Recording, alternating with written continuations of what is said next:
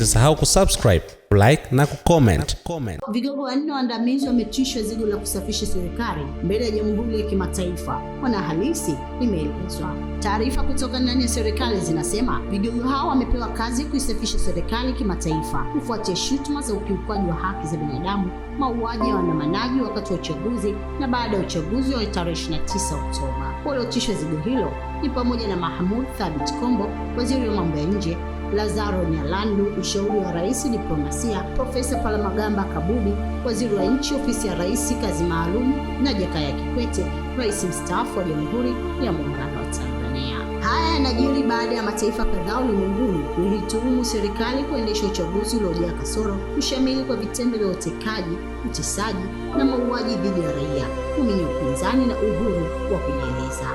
Aidha, kupatikana kwa taarifa hizi kumekuwa wakati wa serikali ya China kupitia kwa waziri wa mambo ya nje Wang Yi ikionya dhidi ya uingiliaji wa kigeni nchini. Ametoa kauli hiyo wakati akimaliza ziara yake mjini Dar es Salaam katikati ya shinikizo la kimataifa linalokabili serikali ya Rais Samia kufuatia ghasia za uchaguzi. Rais Kikwete ameonekana ndani na kimataifa akiunga mkono serikali ya Rais Samia na kuipigania. Nyalandu, Kombo na Profesa Kabudi wameripotiwa kuwapo katika maeneo mbalimbali ulimwenguni kushawishi wahisani na mabalozi kutositisha uhusiano wao wa Tanzania kama ilivyokuwa kabla ya uchaguzi huo. Profesa Kabudi alikuwa nchini Misri na Balozi Kombo, huku Nyalandu akizunguka balozi mbalimbali jijini Dar es Salaam kuwashawishi mabalozi kuwa serikali iko tayari kuchukua hatua kadhaa za uwajibikaji. Akizungumza wakati wa kuwapongeza wanamichezo nchini Jumamosi iliyopita, Rais Samia alisema amemteua Profesa Kabudi kwa kuwa ni mtu anayeweza kuzungumza na kueleweka. Alisema, pale Ikulu tunahitaji akili iliyopevuka, yenye maarifa mapana, mwenye uzoefu mkubwa, ambaye yuko vizuri kwenye kujieleza na kueleza jambo likaeleweka.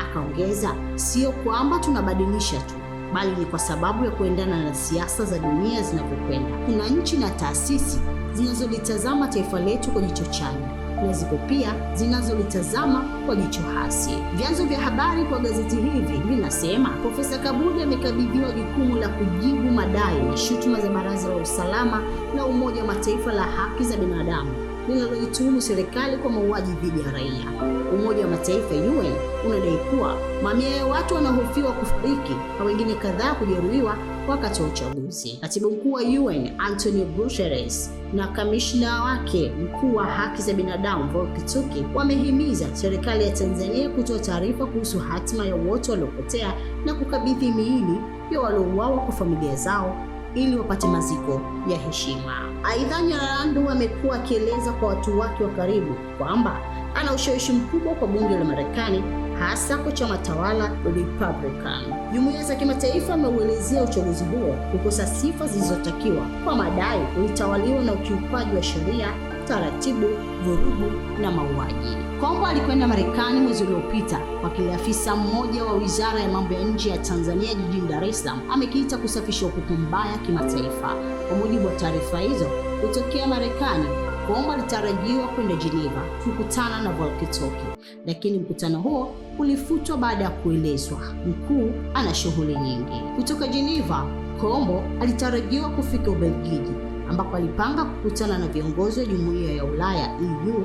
Mkutano huo uliolenga kuishawishi EU kurejesha ufadhili wake wa Tanzania nao hawakufanyika. Bunge la EU limepitisha azimio la kuitaka Kamisheni ya Ulaya kuondoa misaada yake yote kwa Tanzania inayokadiriwa kufikia takriban shilingi bilioni 400. Wengine ambao hawajautambua uchaguzi uliopita ni Jumuiya ya Maendeleo Kusini mwa Afrika SADC na Jumuiya ya Madola Commonwealth inayoripotiwa kutishia kuchukua hatua dhidi ya Tanzania ikiwemo kusimamisha wanachama wa Tanzania kwenye jumuiya hiyo. Wakati haya yakiendelea, katibu wa siasa wa Rais KR Waziri Rajab Salum huenda akaondolewa kwenye wadhifa wake. Ikiwa hilo litatokea, mtoa taarifa anasema waziri atakuwa anaungana na wafanyakazi wengine kadhaa wa Ikulu walioondolewa kimya kimya.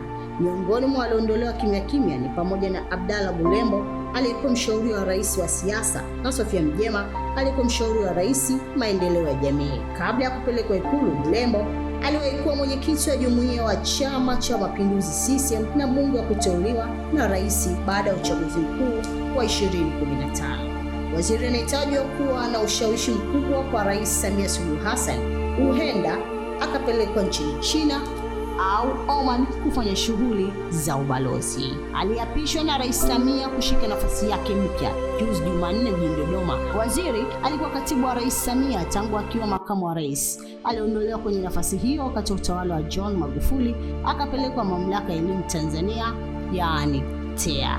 Baada ya Rais Samia kuingia madarakani kufuatia kifo cha Magufuli, waziri alirejeshwa Ikulu na kuchukua nafasi ya katibu wa rais.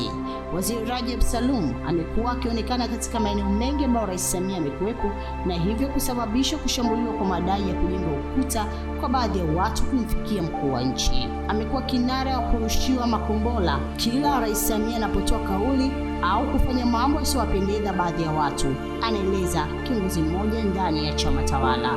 Bali afisa mwingine wa serikali anasema hata katika maeneo ambayo Rais Samia huonekana kutofanya vizuri, huyu bwana amekuwa akihusishwa na kusababisha hali hiyo, ikiwemo kutoa ushauri au kunyamazia baadhi ya mapendekezo yasiyomfurahisha.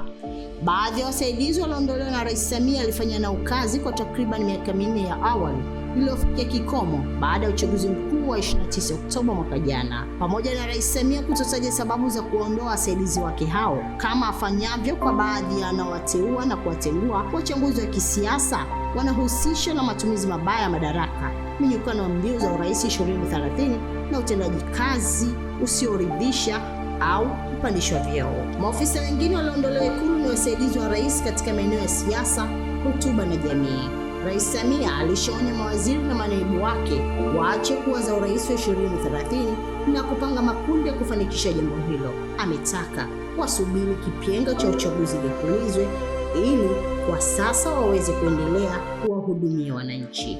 Ndugu yangu, ofisi binafsi ya Rais Obiara karibu yote imepanguliwa. Inaonekana rais anataka mawazo mapya kwenye ofisi yake, hasa baada ya kupita kwenye kipindi kigumu cha uchaguzi mkuu uliotia doa utawala wake, kimeeleza chanzo hicho katika gazeti la Mwanahalisi.